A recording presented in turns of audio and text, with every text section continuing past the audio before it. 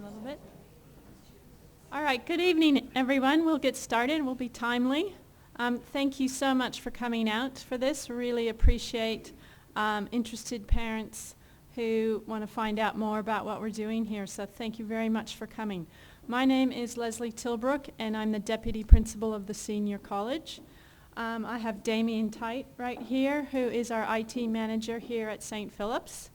And we have our guest presenters, Russell, and we have Jack and Belinda here, who will talk more about the managed devices and answer all your questions. But I just want to do a brief introduction and give you some information about the why, like why we're doing this. I think that's really important before you go down any path as you work out that there is a why.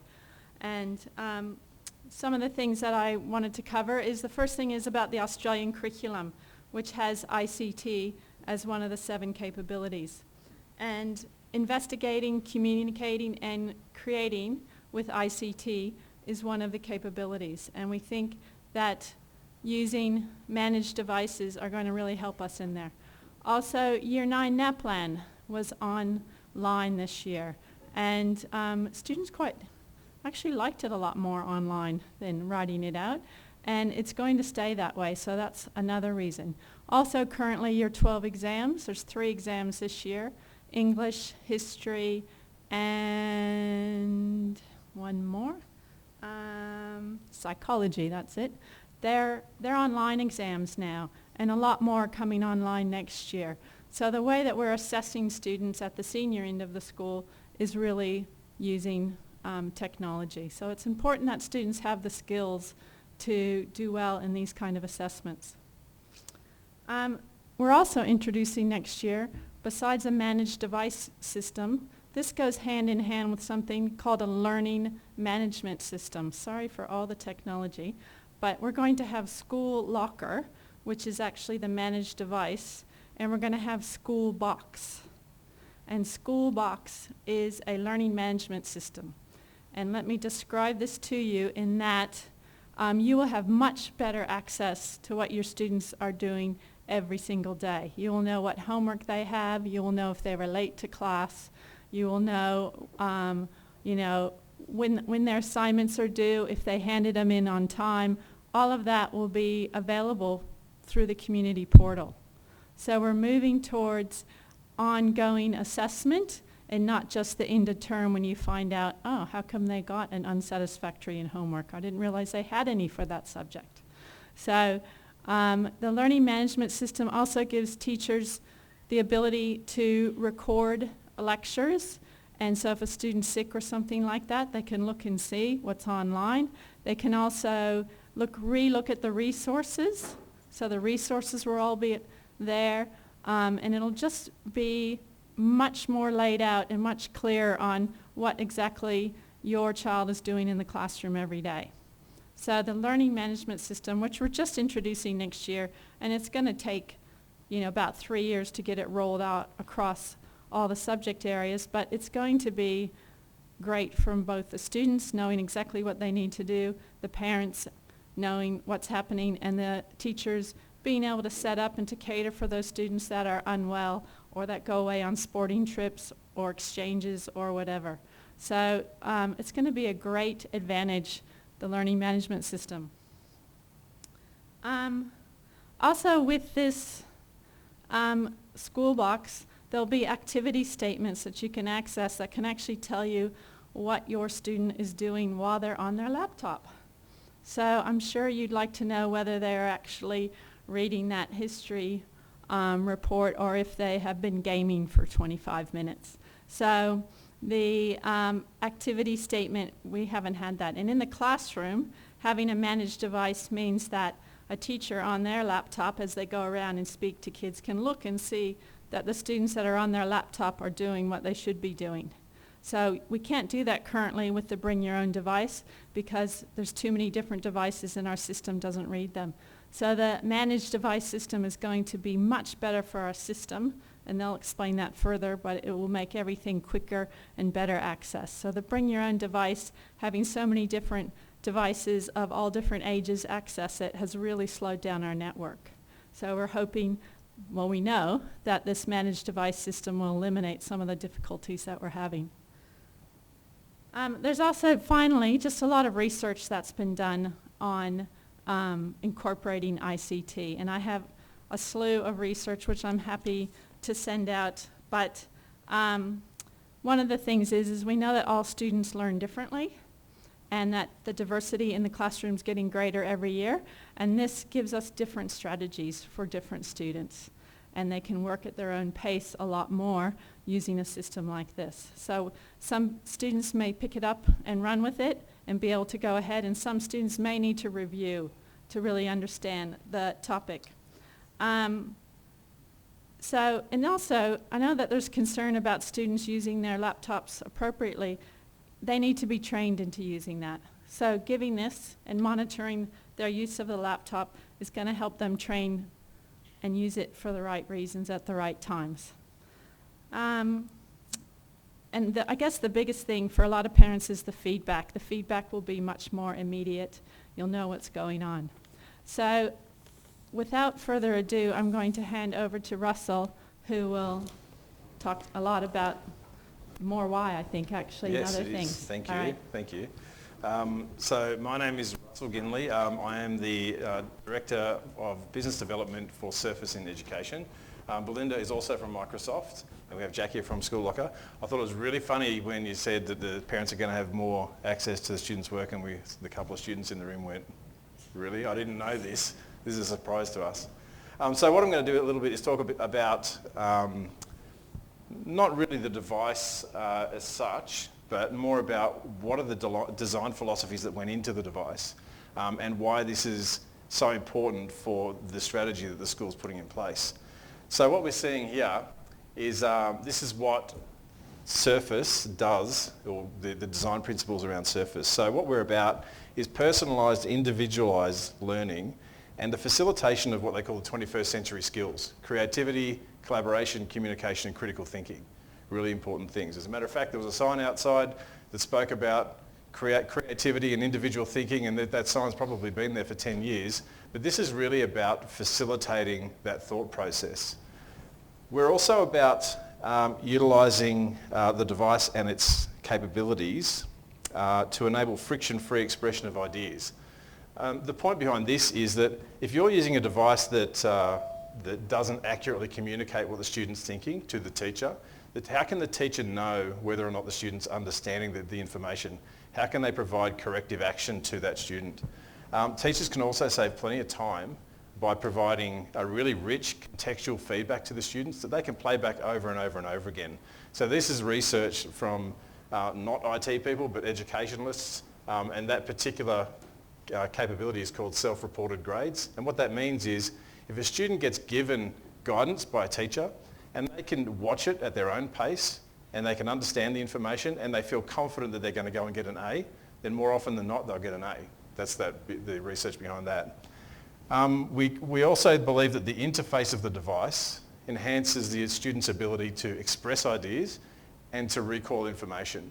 So if you're just using a keyboard, if that's the only thing you've got, then that's great for some things, but it's not great for everything. So the devices that the students are getting have a lot of capabilities that they should be able to take advantage of.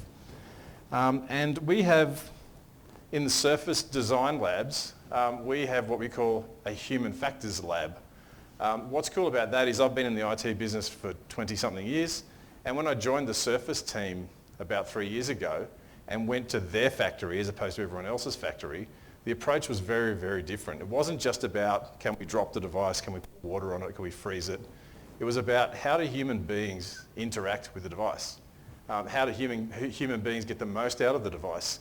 And for anyone who's into geeking out on cool stuff, we have a place there, which is called an anechoic chamber, and that means no echo. And it's certified by the Guinness Book of World Records to be the quietest place on Earth. Which is super cool. You go in there, you can hear your own heartbeat, you can hear your stomach digesting. But what struck me was that the guy who runs this facility is an auditory psychologist. It's not just about how things sound, it's about how things impact on the way people think. Really super amazing investment. So we also focused on how these higher order learning unlocks Hattie's concepts of feedback, self-reported grades, and collective teacher efficacy. John Hattie is a guy who basically wrote the book on what are the elements of a student's life that have the biggest impact on their educational outcome. It's not about textbooks, it's about how effective is the feedback that the teacher gives and a bunch of other things. But our devices enable all of these types of capabilities. And finally, how the device can be used more than just as a means of digital substitution. What that means is substitution is when instead of reading a book, you're reading it off a screen. It's just a different medium. It's not adding anything. These devices actually give you the ability to augment, modify, and redefine how people understand and process information in their mind. Now, what's interesting is this slide here is entirely created with artificial intelligence. And this becomes relevant in the next couple of slides. So all I did was typed in what I wanted to say. I didn't format it. I didn't put the pictures in. And the device formatted it for me and found the pictures. And on top of that, right now, I'm using a microphone and it's giving me a transcript of absolutely everything I'm saying. All of that is artificial intelligence. Sorry, what was that? Incorrectly, quite often, and it's distracting. It's a different medium, it's not adding. I'm going to turn it off because it is distracting. But the point is, it depends on the environment and the microphones you're using. But the cool thing about that is if you have people who have hearing problems, there's a bit of echo in here, that's what's causing the issue. But if you have people who have hearing problems, if you have people who maybe English is their second language, they can actually get transcripts in real time of what the teacher's saying to them, which is actually really quite cool. So that's an example of artificial intelligence and kind of giving a different medium for people to communicate with. This is a great picture from one of our accessibility slides. And this is an example of a student who was asked to write a story or write a story plan. And what they did is they were given the outline and all they wrote was what is highlighted here. And what that meant was, as I said before, having the teacher have the ability to see what students understand and what their level of knowledge is. If someone looked at this, they'd say this student has not followed anything at all. They just don't understand. It turns out that this student just has problems with writing and also using a keyboard. So they're not able to express their ideas properly. So what they did is they used some of the technology that we have built into our devices and enabled the student to dictate their story. And when he was able to do that, this is what he came up with. So as you can see, a very, very different perception from a teacher's perspective as to what the student understood. All as a result of his ability to express his idea naturally and without any friction because of the device that he was using. And that's exactly what our Human Factors Lab works on. An Oxford University study says that up to half of all jobs in the U.S. are at risk to automation. A new study which suggests many of us may lose our jobs because of robots. A robot is probably going to take your job. That's according to a new Oxford University study. That's close to 50% of the workforce being completely eliminated, as in no more jobs for them. So who here believes this story? Yeah, a few people, yeah. There's a lot of this stuff going around at the moment, including specifically in Australia. So people are suggesting that technology is going to kill 40% of Aussie jobs by 2030. We like to think of it slightly differently, because if we went back to the 1900s and we asked a room full of people, who in here is a farmer? Who in here is a blacksmith? About half of the people would have had their hands up, right? And if we then later on told them that in 100 years, only 3% of you people are going to be doing the same work that you're doing today, people would have been up in arms. We're going to lose our jobs. No one's going to have any work. The reality is the nature of work just changes. And I spoke a little bit before about the 4 C's, the creativity, communication, collaboration, and critical thinking. And these are human-to-human skills. These are not process-driven skills. And that's why these devices in our platform, there's a heap of work that's gone into enabling that person-to-person communication and that collaboration and the ability to express things creatively. So, why do we talk about 21st century skills? Who's heard of the 4th Industrial Revolution? So there are basically 4 industrial revolutions. This one here in the 1700s, is basically steam engines able to move big heavy things that human beings couldn't move on their own with their own muscles. Then in the 1870s, we had a division of labour. So we were able to do things way more efficiently because we understood how working processes worked. So we were able to kind of, start production lines and create things much more efficiently, lower the cost, give people access to things. In 1969, this is essentially the birth of the electronics and the IT era. And what that gave us is the ability for human beings to, while still at the centre of the activity, to be able to do things more efficiently, much more quickly, and do more work with less people and less time. What's different about now is this, the cyber-physical systems. And what that means is that the human being no longer has to be the centre of the activity. So by that, I mean there are tasks and processes where devices and technology and artificial intelligence and automation will be able to do the thinking for us. So where we used to need people, we will no longer need people in some roles. And here's some great examples. These videos here, I'll start on the top left. This is in Western Australia. It's a bricklaying robot who can lay as many bricks in a day as 2 labourers can in a week. It can build an entire house frame in one day. Down here, this is actually a real store in Seattle from Amazon, one of our competitors. They're using computer vision API, and what's happening there is you walk into a store, it identifies you, it knows that you're picking a product off the shelf, and if you do, it bills you. If you put it back, it takes it off your bill. When you've got what you need, you walk out and it just bills you for the entire transaction. There's no checkout people, 0. The bottom right one, this one here, is a robot in a hotel making breakfast for people. And the top one is a Tesla self-driving car. And that one I like because when you think about the knock-on effects of these technologies, it's not just about people who drive for a living, whether they're driving trucks, particularly in cities. It's about who builds roads, because if you can triple the traffic density on the same roads, who's going to build more roads? Who's going to need to insure cars that don't crash into each other? So there are a bunch of knock-on effects of these technologies, right? So what that got me thinking, how that got me thinking is this. So Randstad reveals that 84% of Australians are not concerned that automation will affect their future job prospects. Not concerned, all right? But we should also note that 21% don't believe that climate change is real. There are also, according to Forbes, only 66% of millennials believe the world is round. Okay, so the point here is that there is a change coming, and it's our job to collectively recognise that there is a change coming, and we need to respond to it, which is what's happening here. So the Committee of Economic Development in Australia report states that it's highly probable that 5 million workers could be replaced by computers, or about half of the workforce, 39.6% of the workforce, with a further 20% with a medium probability. And then the consulting firm McKinsey found that 45% of the activities that people are currently paid for could be automated with currently demonstrated technologies. We're not talking about 10 years, we're talking about now. Right? And this is the way the market works over here. So this is the Randstad study, and based on the sector, the employment sector down here, this talks about whether or not you're doing a kind of a job that requires thought process, or if you're doing predictable physical labour.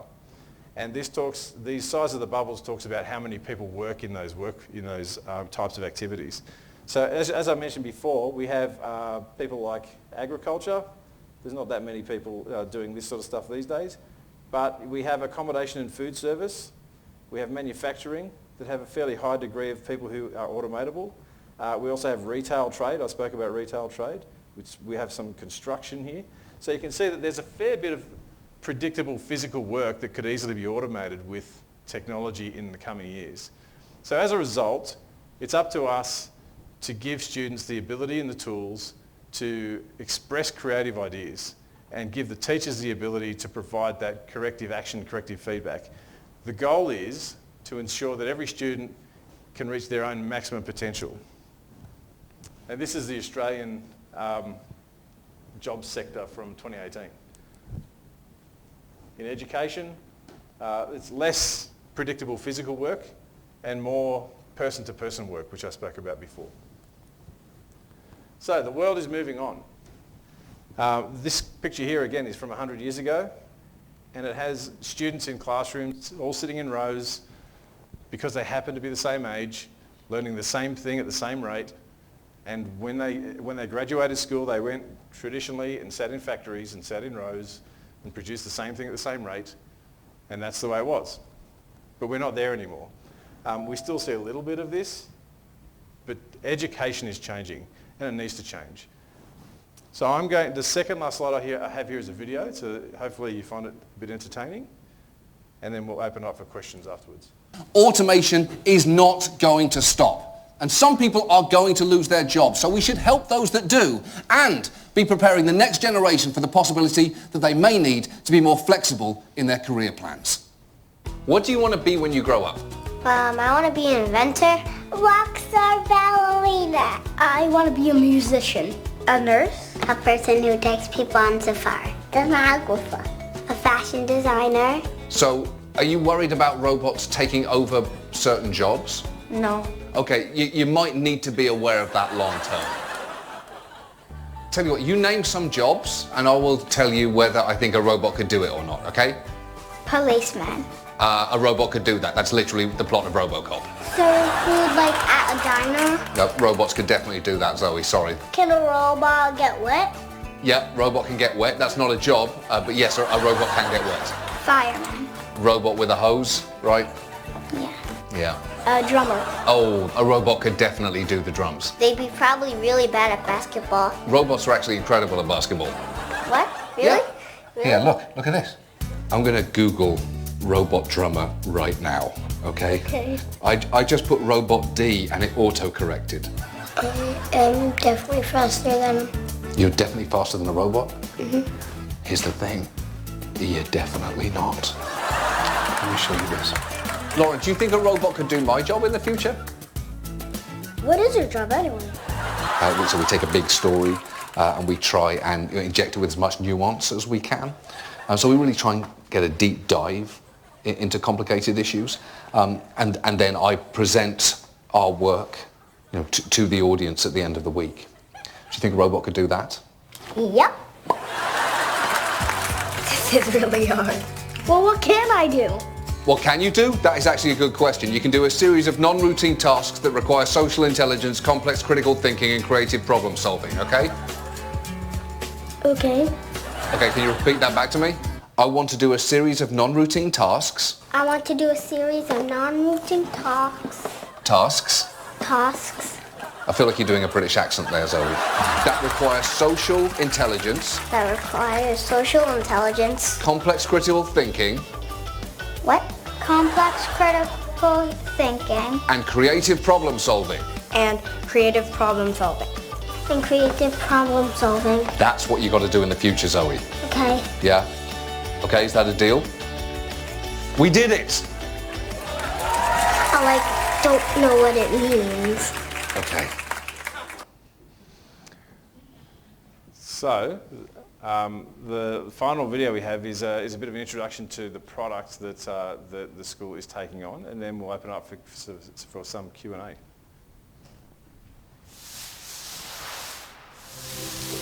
My love must be a kind of black love.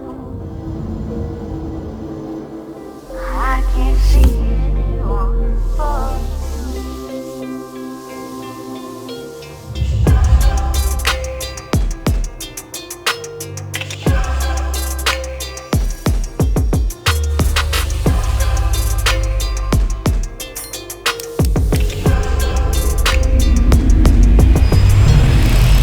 How the stars out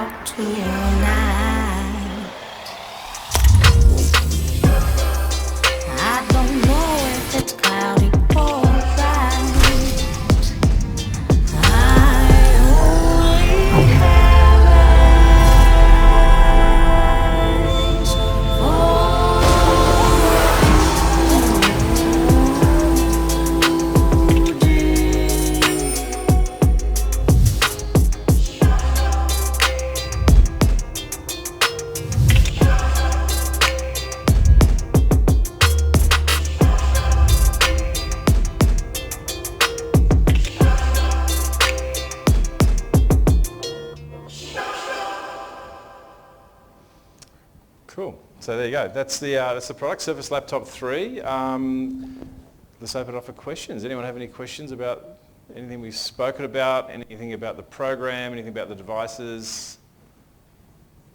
There must be one question. We have a device here.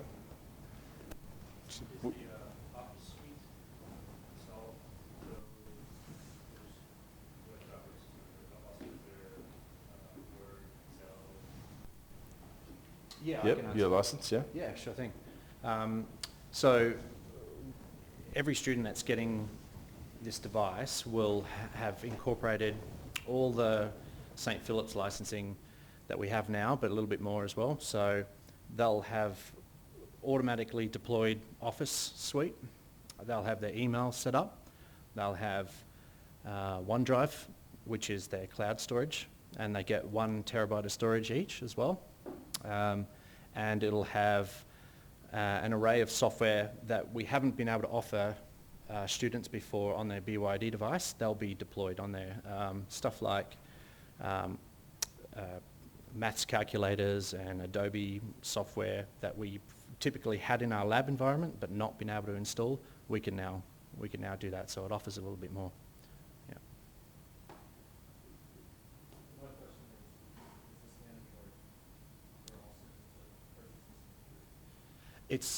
It's not mandatory in the sense of we're forcing them to go with this particular hardware. I've chosen this device because it meets more criteria than anything out in the market at the moment, and our vision is pretty much to offer the best we can for the students, and to actually take this device and keep it and have it outside and use it as their own personal device as well, because we believe these new Surface Laptop 3s will have more than a 5-year life, going forward. So, yeah, and certainly for the next until 2022, we'll support what they've got now. If you've purchased a device now, we'll certainly, offer everything that we can to it. But there are benefits to having this device that BYD devices will not get. Yeah.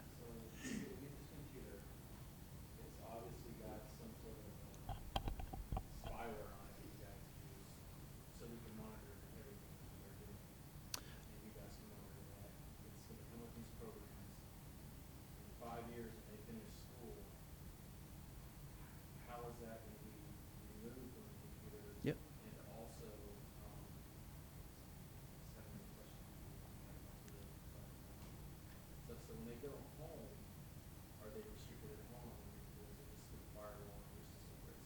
Yep. No, look, that's an excellent question, and to answer that simply, the only software that is on this device that's not on a BYD device that would give us any type of analytical or reporting capabilities is simply an agent that our firewall at school will utilise to offer them outside of school protection. And so what I mean by that is typically when they're in school, they're protected by a firewall. But when you leave school, that BYD device doesn't have any firewall protection on it. So it's only safe by the router that you have at home. If you've purchased any software for your children, your antivirus suites and stuff, you'll need to install that on that device. So it really opens up security issues when we protect the students here really well, but they get home and they're susceptible, but they're still using that device for everything. So by adding this agent, what it does is it copies their their web policies and their application policies, and it copies them to the device, so they are as protected at home as they would be as they are at school. But we offer an additional level where they have the freedom to go to any website they choose, obviously if it's not explicit by any means. And we can turn that feature off under the parent's consent if they wish to have a completely open device, and we can keep it on there if they wish to be protected as they were. So you can still play games and Xbox, and you can still do all that kind of stuff at home. In fact, it's very much open, but it still protects you from all those evil, websites that, you're well aware of. Yeah. So that's the only software. We don't have remote access software. We will still have to request remote support, and the student will have to hit accept for us to connect. Yes, they do have webcams. These have Windows Hello capable, which means the student will use them to log in at a really quick speed when at school and at home. So it does facial recognition. It just takes a couple of pictures of their face, and then it auto logs them in, and they can turn that feature on and off as well. Yeah.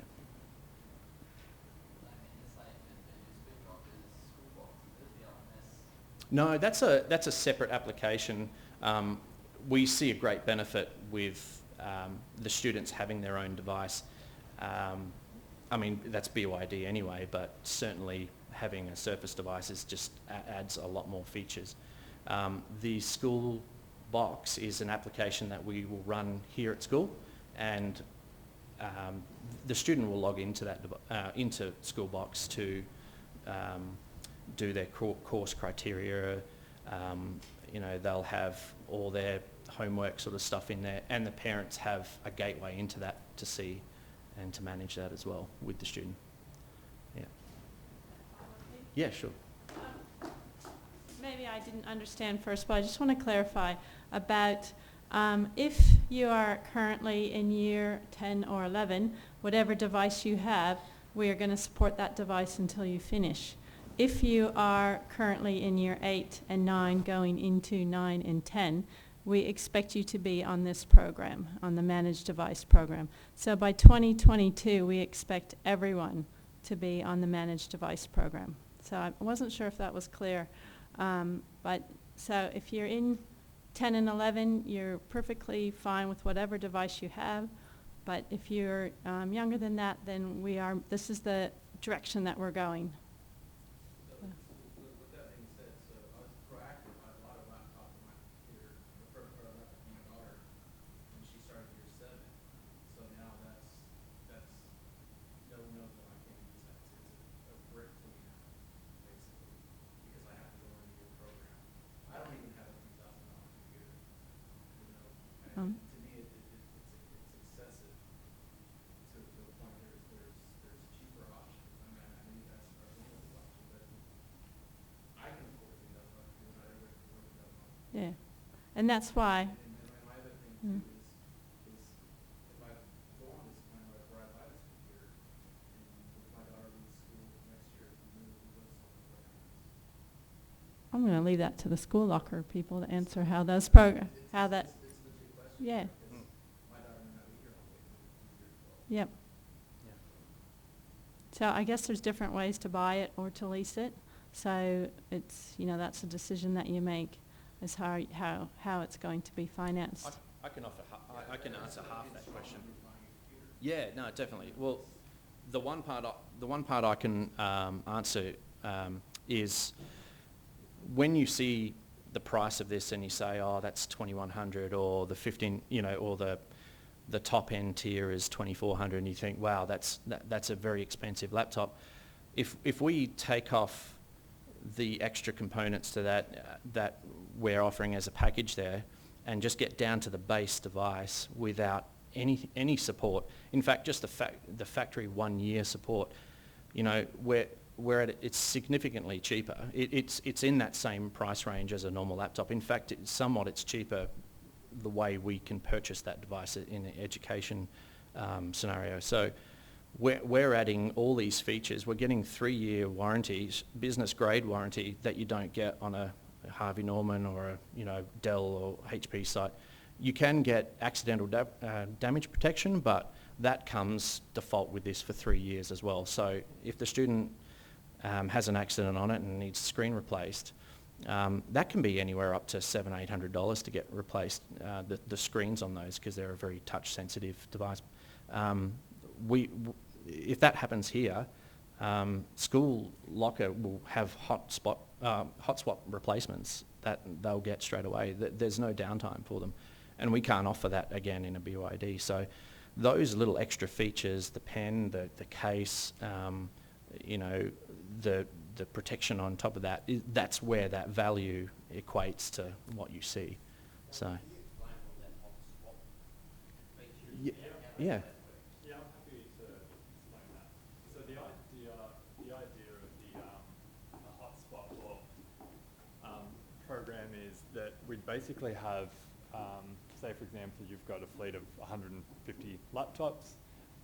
We might have an extra 5 devices that sits there with the IT team, and if you have one that you drop or it's faulty, it's 0 downtime. You just swap it out for a new unit. And because they're a managed device, all of the data and everything is just switched over to the new device. It's all in the cloud. Sorry? Yep, to the new computer, brand new computer, off you go. And then it's advanced replacement. So we will then send a new one to replace the fleet, and a new one will be sitting there ready for another student to get a new device again. So it provides that really premium, 0 downtime. 3 years.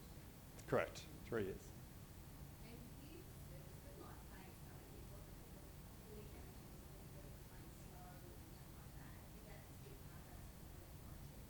Yeah, absolutely. So if it's running slow, if it's a fault, absolutely. Yeah, it's replaced. If it's accidental damage or a fault, then it's replaced. Yeah. IT department. Yeah. Yeah. Make the call, and we don't, you know, that's basically the program. IT to say, yep, that is a fault, then we're just going to replace it with a brand new unit. Yeah.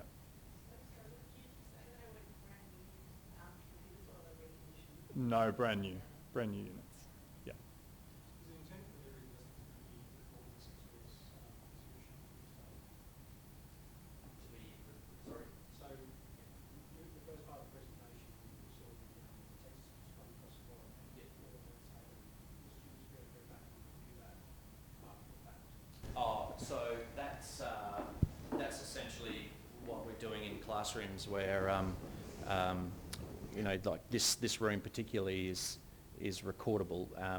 So the students can go back and watch those classes, and if they weren't available or sick or whatever.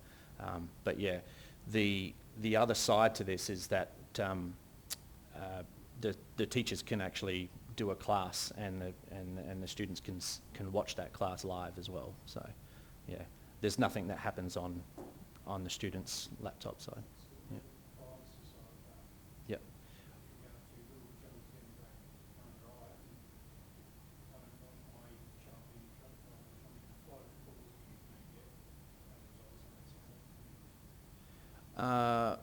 I'm not sure what you mean by. So say if the lesson's being recorded, Yep. there's a disruptive student, Yep. and another parent watches that. Oh, sorry, I understand. Yeah, absolutely. As this is the only room that's the theatrette's, you know, being designed and engineered around recording, what you see here is a little device that shows you red when it is recording, and it's got a little pause button down below, and we're teaching teachers to, whenever their class is interrupted, that it's paused, and no part of an interaction with a child is to be recorded on that. And not only that, we'll edit and secure that content to so no one's name's dropped, or if there's an argument or something, that doesn't show up on the end result. Yeah. Yeah. But the kids will have the capability in the class to record that session on their laptop while it's going on. Well, they won't have a stream or anything that they can connect to. Is that positive block? Yeah. All of their computers from recording? Oh no, well their computers won't record anything. There's nothing that can be recorded on that. They'll just be watching a classroom video from almost like YouTube, but we call it Stream. It's a corporate software that's education based, and it's like YouTube, and we just put the class on there and they can watch it any time. There's no live recording in the classroom other than what's on this lectern. Yeah. Teachers. Yeah, I was watching the whole history lesson, and they showed the example of the poor kid who can't write very well, so he's just gonna dictate with his computer. Now he still can't write very well, but at least he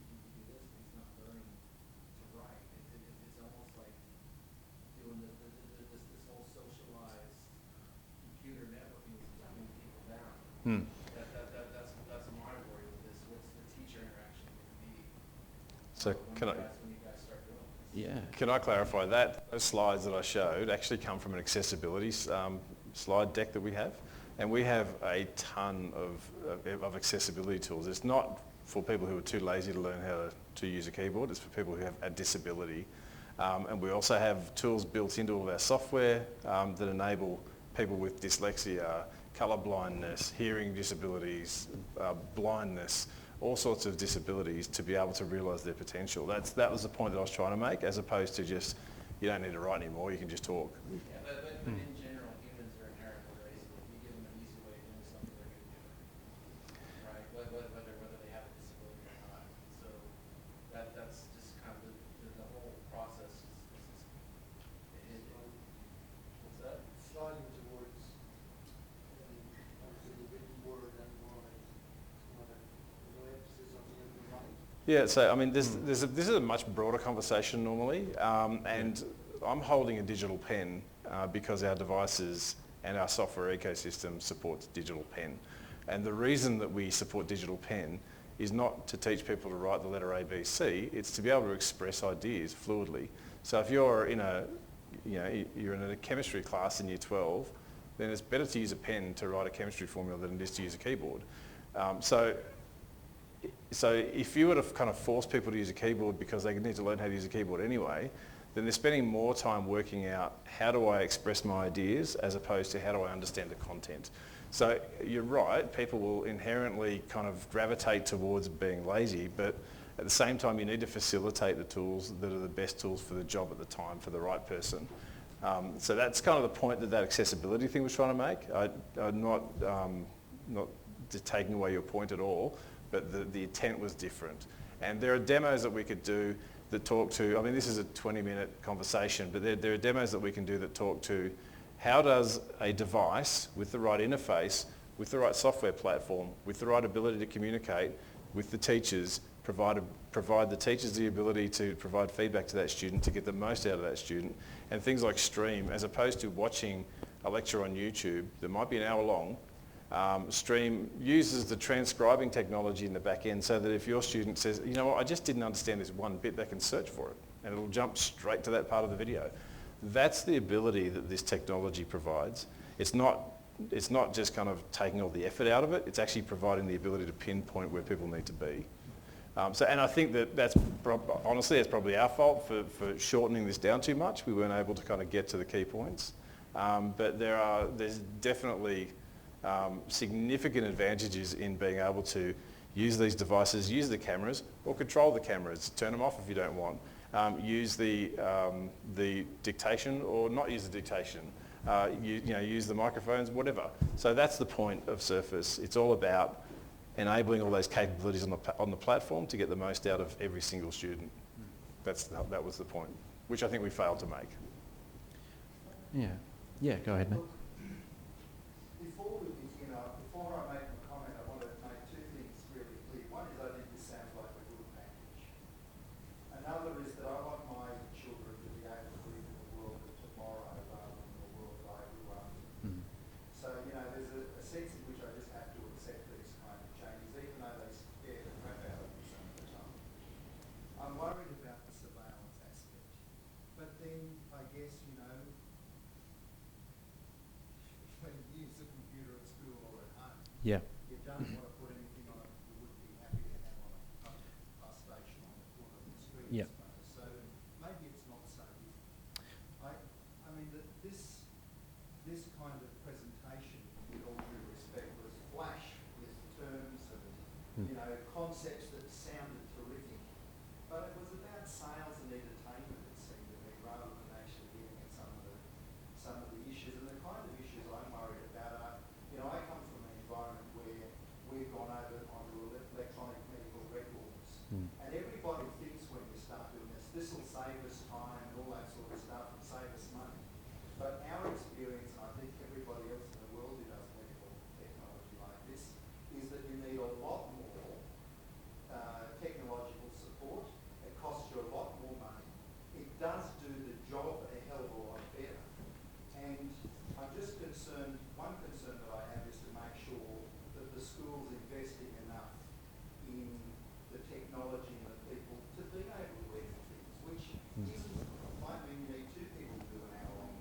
just one. You know, so I'm concerned that, you know, you think it clearly about that, I guess. Yeah. Yeah, absolutely. Yeah, so go ahead. Well, we have, like, I agree, you actually have to have the resources behind this. And so one of the things is that we've appointed a teacher as a, you also have to train the teachers up to use it properly. And so we have appointed and developed a new position, Rod Deal, who is, that is his job, is basically training the teachers to use the technology and helping support in the classroom so that, you know, you're getting the most for the money that you're investing in. And you do need a lot of IT support for this, but having a managed device and having that ability to swap over, we can have our IT department looking after the big problems and not focus on the individual laptops and the difficulties that are there. And I agree, my technology scares me too in a lot of ways. I can't write all my exams and stuff. I mean, I don't regret the technology of certain things like the rush machine and dishwasher and all those things that I really, you know, rely on. But I also rely on email and, you know, being able to write out something much quicker than I can write things these days. So I think students, in order for me to function in my job and to interact with students that are so good with their devices, you know, we all have to upskill. But one thing the school is, and what he was talking about on that video, was about emotional intelligence. And that's a key thing for us, and that is why social interaction is so important at school. And we don't let kids be on their phones at recess and lunch. We don't let them be on their laptops at recess and lunch unless they need to go to the library to leave something off. And we want people, you know, we want students in the yard engaged with each other, and in tutor group engaged with each other. So I think it is a big, you know, technology has its uses, but also developing your own emotional intelligence is hugely important. Yeah. The second point, though, was going to be about the question of typing things into the computer. You know, my kids haven't learned to type. They can't write anymore. I mean, maybe the answer is to use voice recognition software. Maybe that's the way we're going. But I am just a bit worried that some of the basic skills, like using a keyboard, gets lost. And might just, you know, and learning all these intuitive kind of things, sometimes they're not so intuitive for everybody. I just want to make sure there are enough people helping students to actually not get lost and disempowered by this overwhelming terrific stuff. Maybe I don't Yeah. worry about it. And I certainly see your point there.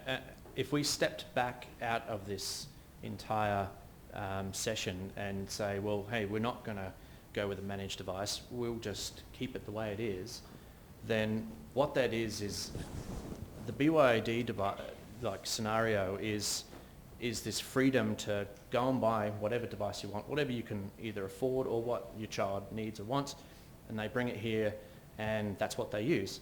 So we're not changing how they use their device. We're just offering them something that we believe is the most secure and safest and highest performing and has a future compared to buying a HP or a Dell or an Acer or something that you would put together even. So in the big picture, we're not recreating anything. If like I said, if we just stop now, next year go and buy your own device, the student's still going to use that device. They're still going to use it how they are, and they'll probably find ways to be more intuitive about it as well. But we see that if we unify the device, both the teacher can understand how to use that better as well, and they can offer support. We as an IT team can offer support at a much higher level because we can't fix their BYD device when they bring it to the kiosk. We just say, oh look, we're really sorry, we've got to take it to, you know, the IT guy in town, and then they're without a device for 4 weeks waiting for it to get fixed. So it's those little things that really have changed here, not, you know, the big picture with what Microsoft and Surface offers.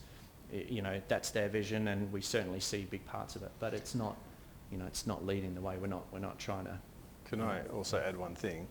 We're not suggesting you use the pen or the touchscreen or the microphone or the keyboard.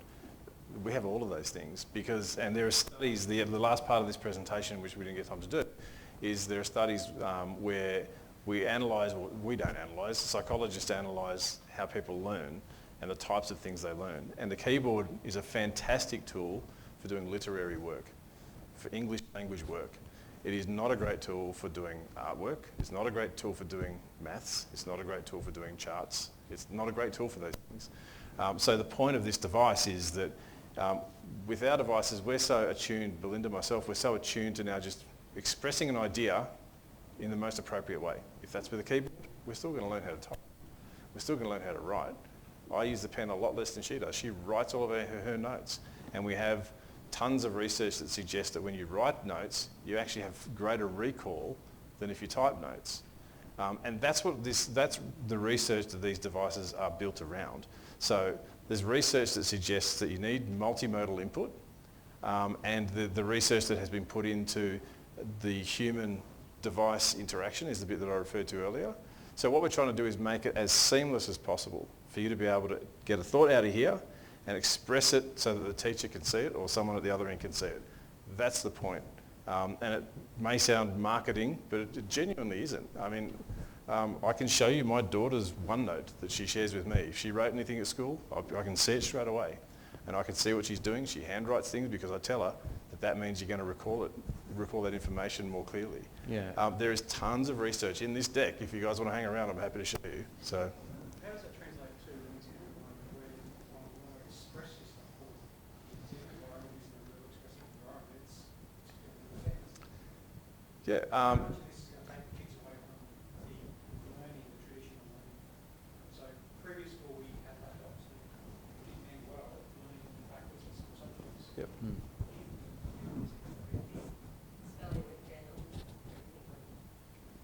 Yeah, I mean, there's cases where, I mean, people gravitate towards, as you said, to technology that makes life easier. The misuse of technology doesn't mean that all technology is bad. That's my perspective. Like I said, the research that we have access to suggests that if you use the most appropriate tool for the job, you actually understand it more. If I have to spend more time or expend more cognitive load in how do I now represent this concept as opposed to just representing the concept in its fullest and most complete form, then I'm not expressing myself. I'm not getting the right information to the teacher. And that's what we're trying to achieve with these devices, as opposed to just saying, here's another laptop, enjoy it for the next 4 years and do exactly as you did with the previous device. This one allows you to do things completely differently. And I'm deliberately trying to pitch it as a sales thing.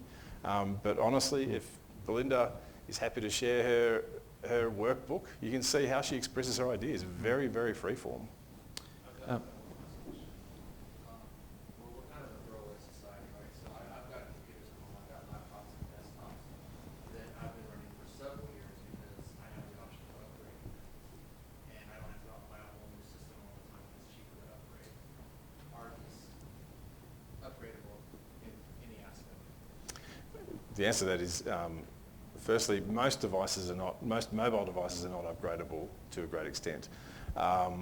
With our devices, these ones in particular, these are the first devices that we've built that have a removable hard drive, for instance. You can't do things like upgrade the processor, but you can't do that with any device, any mobile device. But yeah, so storage, yes. One other point that I want to make is you spoke about antivirus. One of the things that we do as Microsoft, we're the second most attacked entity on the planet outside the US Department of Defense. And all we use is our consumer grade Defender tools. And if we use that, and I don't know what your policy is, I don't know what you've bought, I should probably shut up at this point, but it doesn't slow the device down like other antiviruses do that build massive databases of signatures that it then has to look at every time it scans a file. Our devices, I've been using the device that we're presenting from now. I've had it for two and a bit years. It runs exactly the same as the day I got it. I don't know if that didn't really answer your question. So the need to necessarily upgrade is just a want thing as opposed to a need thing. Yeah, and you know, and I'll finish up here, but I can certainly offer answers to questions directly if you send them to info@St Philip's or contact us through the IT department email address, which we can give out to help with those questions. There's certainly a lot to absorb here tonight, so for those of you who need to finish up, you're quite welcome to now, and there's questions that you can ask these guys here. They'll be here for a little while longer. So, and how to order them.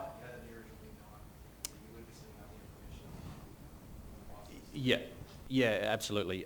So we'll confirm that and email those out. Definitely, there are some options for payments and payment methods and stuff, which I won't go into details with, but we'll certainly clarify on all those. My understanding is there's around 2, which is your sort of monthly or 10 payment scenario per year. And I know that if you have a student that leaves at the end of the first year and you go, well, they've only paid for this much of that device, can they buy it out? And the answer is yes, they can buy it out. And we'll certainly look at options in if the child does not want to buy it out, what happens after that, and we can clarify on that as well. So. The second option is to buy direct, pay. Two different variants of two different variants. Yeah, there is, yeah. So they both have the latest 10th gen processors or the AMD Ryzen processors. They are very real high spec. The difference in the second one is that it doubles the memory from 8 to 16 gig, and it has, instead of the Intel i5 processor, which is all round a really top performing CPU, this one has the i7, which is the top tier. So performance wise, it's a lot more aggressive, and it's really good for your arts and design and encoding and stuff like that you want to do. There's a lot more power in that, and that also improves longevity of the device as well. You'll probably find in 5 or 6 years that still outperforms new laptops.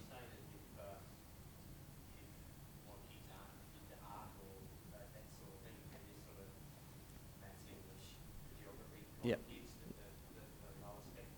Yeah, absolutely. That's where we've engineered those specs, is to all round offer the best solution.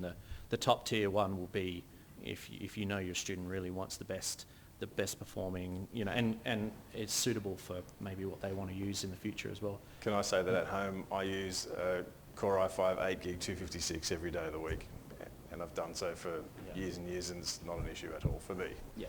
But I'm not playing games, so. Yeah, and there's certainly gaming or benchmark stuff you could do outside. There's lots of things you can use it for. So, we're happy to finish up here if you guys. Sure.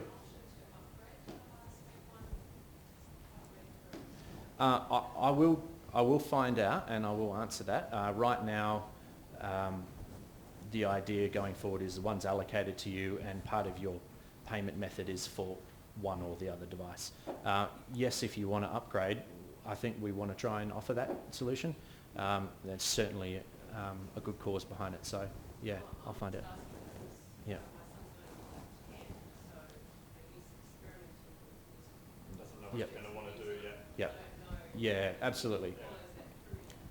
Yeah, I think that's something that we'll resolve pretty soon and get an answer for. I'd like to think that we will support that. Yeah. My calculations might be wrong, but my understanding was that the amount for buying the device up front was actually the same as the amount over 30 payments plus $100 to buy it out of the end. Only worked it out on the back of the envelope. Yep. Not a computer. Yeah. But I mean, that seems like an exceptionally good deal. It is. There's probably some minor financial side that I can't answer, but certainly the price point that we got those devices for, how aggressive we were in trying to get licenses and Office 365 for the students and everything else. When we bundled that together, they were, there's no overhead for the school to make money off this. It's gone right down to the wire, and literally, what you get is a price that has no inflation on it whatsoever. It is exactly what you pay for. Yeah, there's no money making in it whatsoever, and I think that's the benefit that the education system and the school can offer by doing a managed device program, compared to, offering a solution that someone else might offer, like Harvey Norman's or Dell or HP. Yeah, absolutely. So when their St. Philip's account is finished up, they will no longer have their Office licensing and staff. What they will have from that device is full copy of Windows 10 that comes with the Surface. And when their account is disabled and removed, we remove the St. Philip's component of that Surface Laptop 3, and it deprovisions it. It turns it right back to an out-of-the-box Windows 10. There's no software. There's nothing left on it. It's brain spanking new as far as an image goes. Yep. Yeah, they will. Yep. So we don't ever delete a student's email account or their Office 365 account. It is simply disabled, it's locked out, and then it's available to them for a series of months after, and we will notify them through our school management software, and they can come and collect their OneDrive contents, their whatever's theirs. Yep. And it's highly backed up in Microsoft's environment. So yeah. All right. Thank you very much, guys.